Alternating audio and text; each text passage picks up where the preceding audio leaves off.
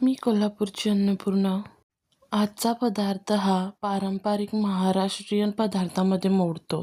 हिरव्या मुगाची उसळ. हिरवे मूग आपण स्वच्छ धुवून कुकरमधून 3 ते 4 शिट्ट्या देऊन घेणार आहोत. ते 4 शिट्टीमध्ये मूग छान शिजले जातात. कढई गरम करून त्याच्यामध्ये 2 चमचे तेल घालूयात. तेल तापलेलं आहे तर कढीपत्ता आणि एक मोठा कांदा छान लालसर होईपर्यंत परतून घेऊयात. घालूयात एक बारीक चिरलेला टमाटर चांगला शिजला जावा यासाठी त्याच्यामध्ये मीठ व थोडीशी हळद आणि आपले कोल्हापुरी लाल तिखट घालून छान परतवून घेणार आहोत. याला आपण झाकण ठेवून 1 ते 2 मिनटं छानसं वाफ देऊन घेणार आहोत.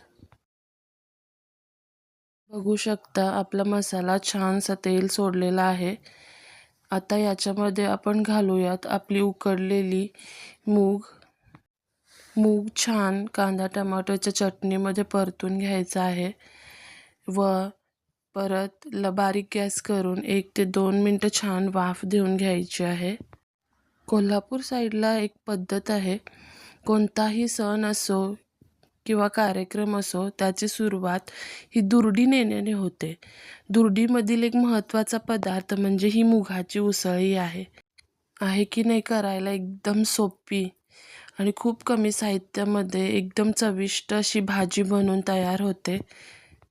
आपल्या पदार्थाची राणी म्हणजे कोथिंबीर घालून खाण्यासाठी तयार आहे आपली मुगाची भाजी. शेतामध्ये जर न्याहारी न्यायची असेल तर अशी भाजी बनवून नेली जाते. भाकरीसोबत किंवा चपातीसोबत याची चव एकदम भारी लागते. आम्ही एन्जॉय करतोय मुगाची भाजी आणि भाकरी. अशा पद्धतीने उसळ नक्की बनवून पहा.